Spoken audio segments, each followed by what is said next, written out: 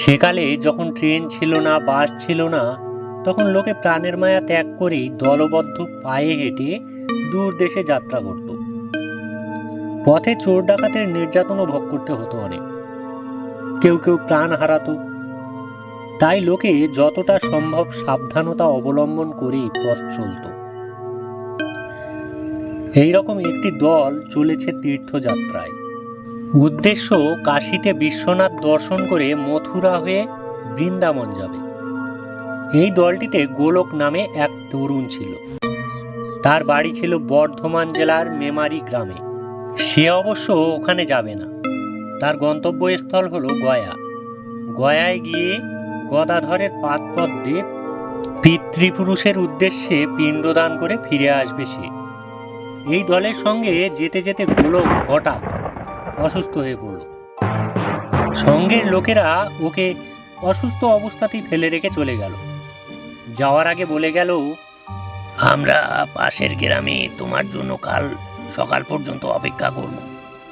আশা করি এর মধ্যে তুমি আমাদের ধরে ফেলবে। গোলক আচ্ছা বলে একটি গাছতলায় গাছের গুঁড়িতে ঠেস দিয়ে শুয়ে পড়ল।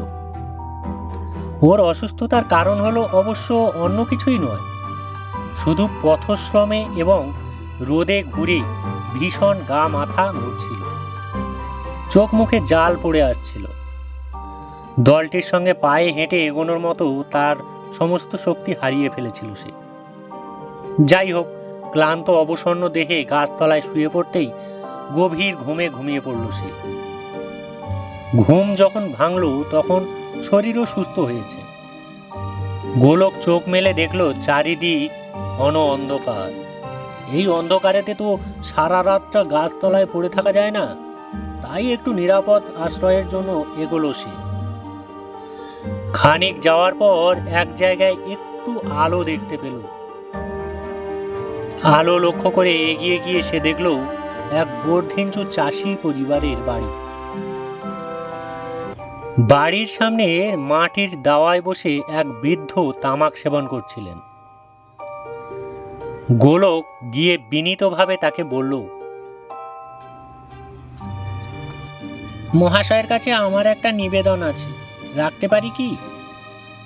বৃদ্ধ ভদ্রলোক হুঁকো থেকে মুখ তুলে বললেন, কে আপনি? আমি একজন পথিক, দলছুট হয়ে একা পড়ে গেছি। আপনি আমাকে এক রাতের জন্য আপনার বাড়িতে আশ্রয়ের ব্যবস্থা করে দিতে পারেন? বৃদ্ধ দাওয়া থেকে নেমে এসে গোলকের মুখের দিকে তাকিয়ে বললেন,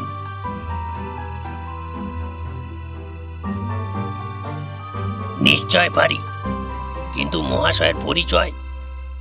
দেখুন, আপনি আমার বাবার বয়সী লোক। এখন থেকে আপনি আমাকে আপনি আজ্ঞে করবেন না। আমার পরিচয় আমি আপনাকে দিচ্ছি।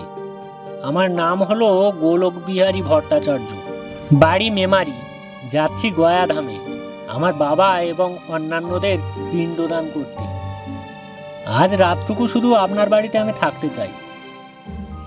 বৃদ্ধ খুবই খুশি হলেন গোলকের কথায়। বললেন, নিশ্চয় ভায়া, অমন একটি সৎকর্মে যাচ্ছ যখন, তখন আমার এখানে আহার আশ্রয়ের কিছুই অভাব হবে না। আজ রাত্রে এখানে থেকে কাল ভোর ভোর রওনা দিও। গয়া এখান থেকে খুব বেশি দূর নয়। গয়া যাওয়ার সোজা পথটা আমি কাল ভোরে বলে দেব।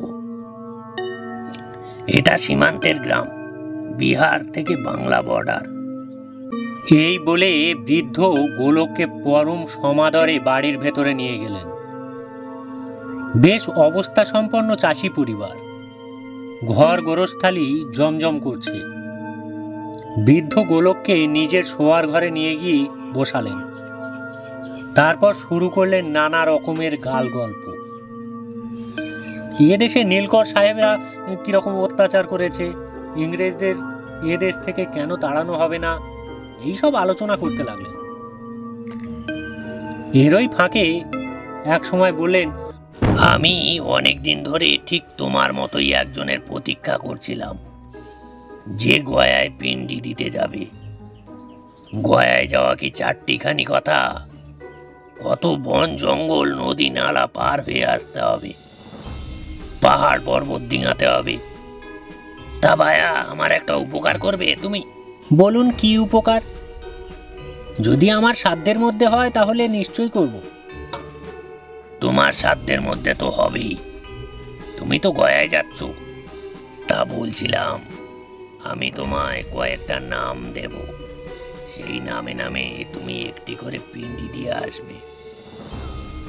এটা যদি তুমি করতে পারো তাহলে তোমার কাছে আমি সত্যি কৃতজ্ঞ থাকবো। এ আর এমন কি কথা, নিশ্চয় দেব। আমি যে শুধু আমার বংশের লোকেদের জন্যই পিণ্ডদান করতে যাচ্ছি তা তো নয়।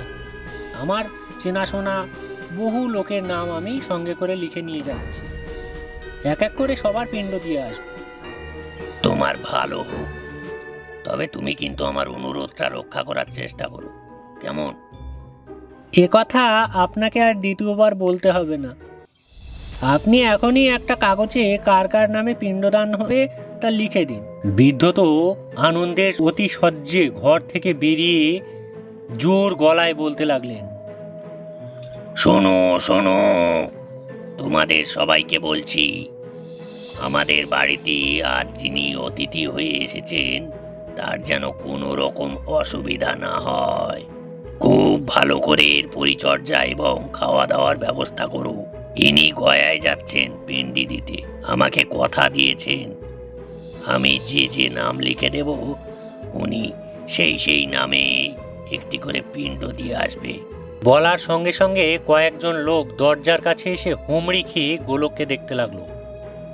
অতগুলো মানুষের জোড়া চোখের সামনে দেখে খুবই অস্বস্তি বোধ করতে লাগলো গোলকের। বৃদ্ধ এসে ধমক দিয়ে বললেন, কি করছো তোমরা?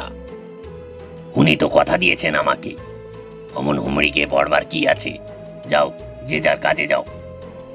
বলে সবাইকে হাঁটিয়ে আবার খোশ গল্পে মেতে উঠলেন দুজন। গোলক বলল, কই নামগুলো লিখে দিন। দেব ভায়া, দেব বলেই তো কতদিন হাপিত্তেশ করে বসে আছি। আগে খাওয়া দাওয়া হোক, তারপর মাথা ঠান্ডা করে সব কিছু করা যাবে। বৃদ্ধ গোলককে দালানে এনে বসালেন। সত্যিকারের ভদ্র পরিবার হলে যা হয়, সকলের সে কি সুমধুর আতিথেয়তা। ভাত, ডাল, ভাজা, মাছের কালিয়া, কোনো কিছুই বাদ নেই।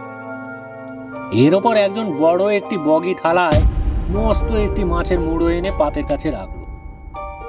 মুড়োর বহর দেখে গোলকের চোখ কপালে উঠে গেল। বৃদ্ধ বললেন, এ আমার পুকুরের মাছ ভায়া, আমার বড় ছেলে ধরেছে। গোলক বলল, কিন্তু এত সব আয়োজন আমি খেতে পারবো কেন? খুব পারবে, বেশ ভালো করে পেট ভরে খাও। কবে বাড়ি থেকে বেরিয়েছো, কবে পৌঁছাবে তার ঠিক নেই। খাওয়া দাওয়ার পর গোলক যখন বিছানায় শুতে এলো, বৃদ্ধ তখন তালিকাটি দেখালেন গোলক। মোট 12 জনের নাম আছে তাদের। এর মধ্যে একটি নাম কৃষ্ণকান্ত ভাদুড়ী। বৃদ্ধ বললেন, তুমি তো পিণ্ডি দেবে, তবে ভায়া হুঁশ রেখো, এই নামটি যেন কোনো রকমে বাদ না পড়ে, কেমন? না না, বাদ পড়বে কেন? কোনো নামই বাদ পড়বে না। কাগজটি যথাস্থানে রেখে গোলক শুয়ে পড়ল। বৃদ্ধ একপাশে শুলেন। মাটির ঘর, খড়ের চালা, সারা দিনের হাঁটার পরিশ্রমে ক্লান্ত গোলক পরিতৃপ্ত আহারের ফলে শোয়া মাত্রই ঘুমিয়ে পড়ল। ঘুম ভাঙল বৃদ্ধের ডাকে। তখন শেষ রাত। বৃদ্ধ ডাকলেন, ভায়া, ভায়া হে, এবার উঠে পড়ো।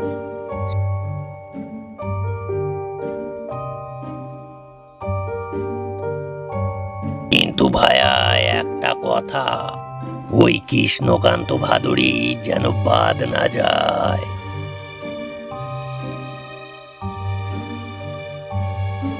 আচ্ছা, একটা কথা জিজ্ঞেস করব আপনাকে। করো।